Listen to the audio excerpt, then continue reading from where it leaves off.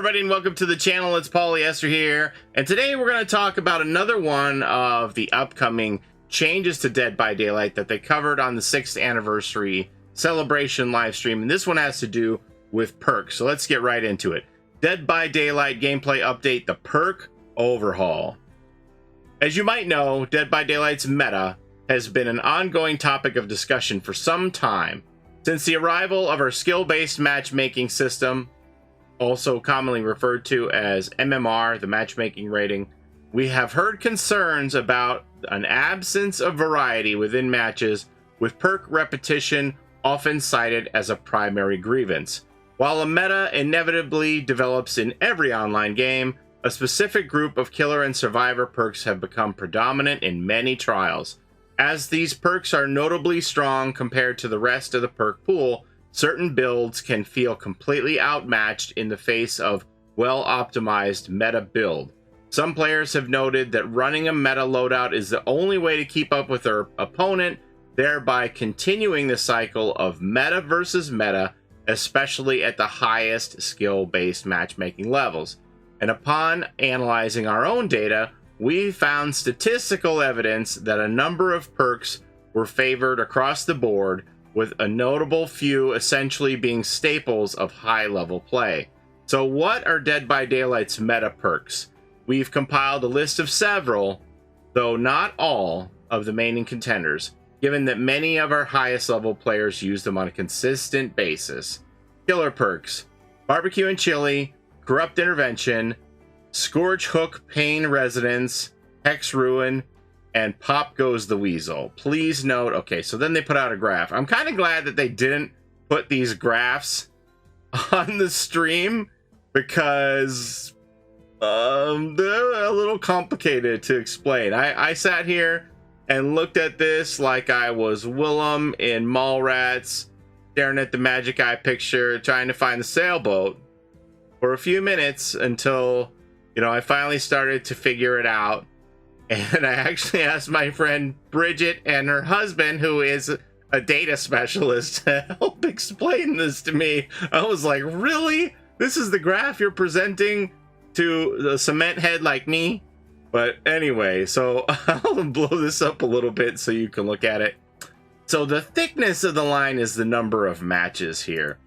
So what we have is, and the colors too. Like, I swear, right here, this intersection of the two pinks, you can't tell the difference between Corrupt Intervention and Iron Grasp.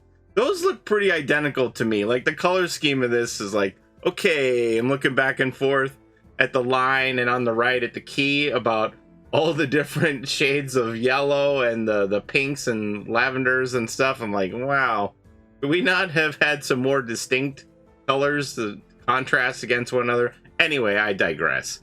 So, on the left here, you have the percentage of loadouts and where these appear, and then along the bottom, these are the skill-based matchmaking ratings. I don't know how you would know that because it isn't actually labeled, but that's what it is. So, from the lowest MMR rating to the highest.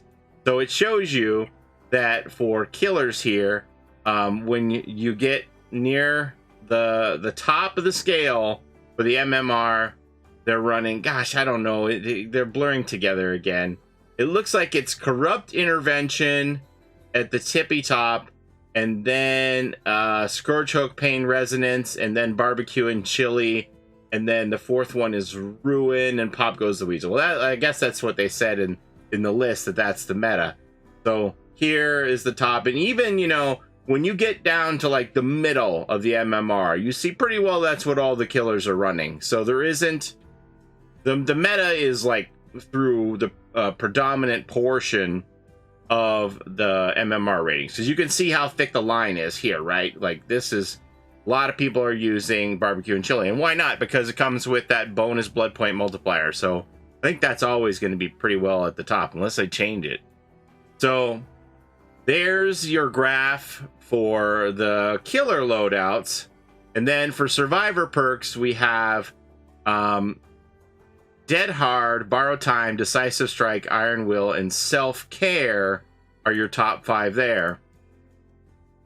And you could see, like, Dead Hard basically from about MMR rating of 1000 to 1950. Dead Hard is number 1. I would love to see what this graph would have looked like before they introduced Dead Hard validation.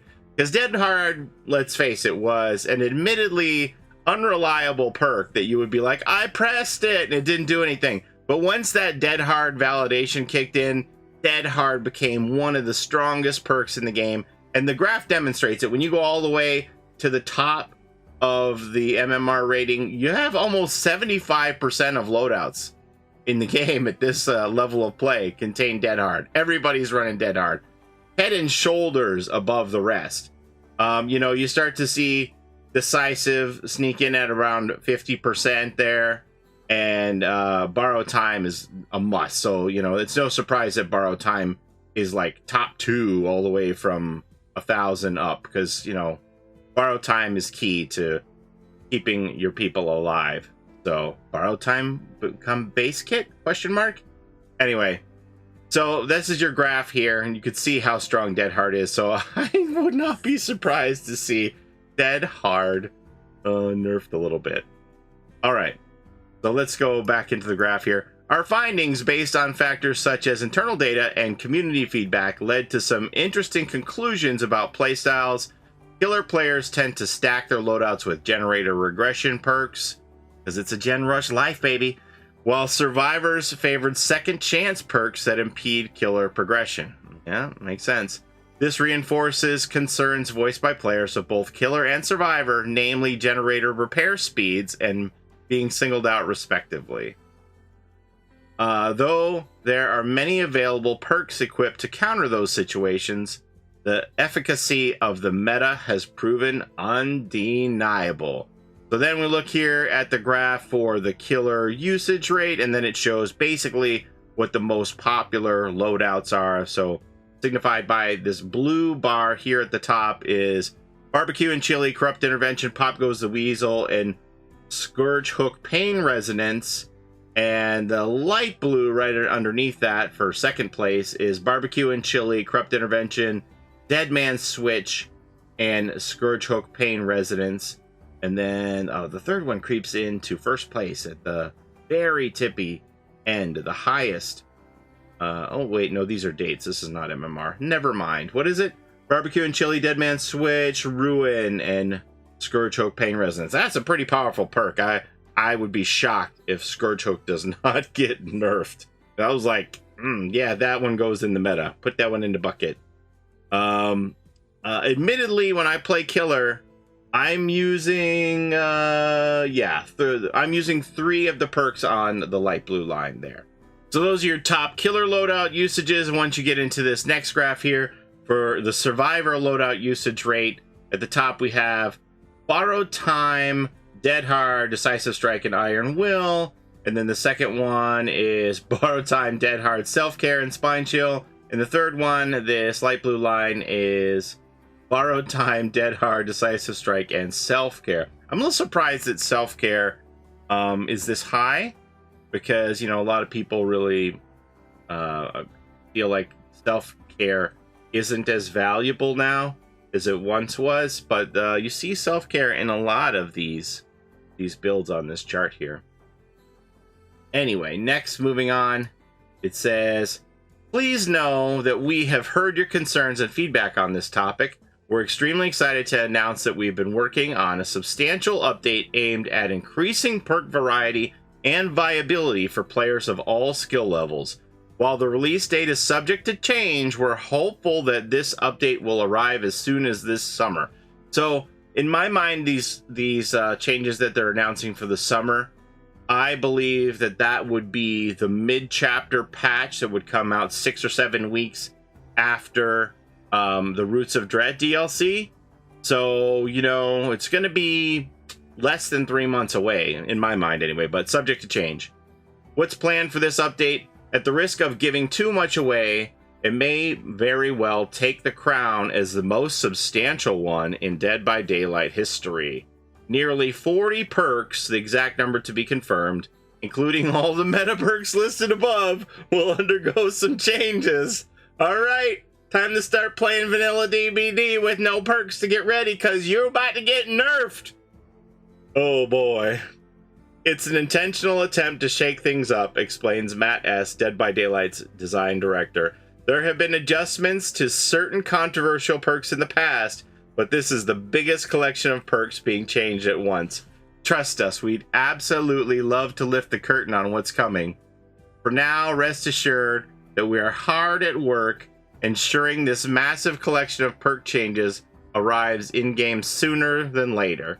We hope news of this upcoming update inspires players to try new builds, discover interesting synergies, and experiment with a variety of playstyles. And don't forget, you'll soon have the option to save 3 build loadouts, so why not make use of it? Yeah, that's a quality of life thing that I'll talk about in the next video. To all the players and content creators who actively take the time to read every patch note, or post, or developer update, thank you. We hope you enjoyed this one, and make sure to keep a watchful eye for more details closer to the projected release. In the meantime, enjoy trying out the Dredge, Patty Core, and all the new perks from Roots of Dread chapter now available in the public test build if you're on Steam.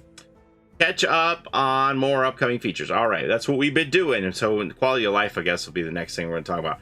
But wow, this is going to be a big change to a whole bunch of perks. Whatever your comfort zone is, get ready to be shooketh, because I don't imagine that any of these top perks are going to remain the same. I have appreciated what they've tried to do in recent mid-chapters to make the lesser used perks more viable, but the fact is that they haven't been able to break through enough to shake people off the meta for the most part, right? That's just what the data says in the graphs. There's no denying it. So it looks like you're going to see, you know, some variety to come, because the powerful perks are not going to be as powerful as they once were, and the lesser perks are going to become a little more powerful. So variety is the spice of life. I look forward to seeing what these perk changes bring, and you know, I could use a little shaking out of my comfort zone. That happens to me sometimes when people play cards on me and I have to run no mither the whole game, stuff like that. Would no mither get a buff? I'd like to see no mither get a buff. Can we make it so the killer doesn't know we have no mither from the jump? We do that, please. We've only been asking for it for years. Oh, I would love to see that happen. Change is good. I'm not big on change, but I think this will be good for the game. So that's all I have for you today. Thank you so very much for watching. As always, I appreciate the time you spend here with me on my channel. And don't forget to take care of each other in and out of the fog, and we'll see you next time. Bye-bye. Did you see the sailboat?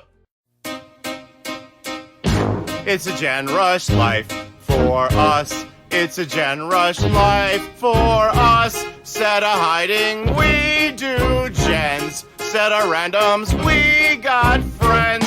It's a Gen Rush life.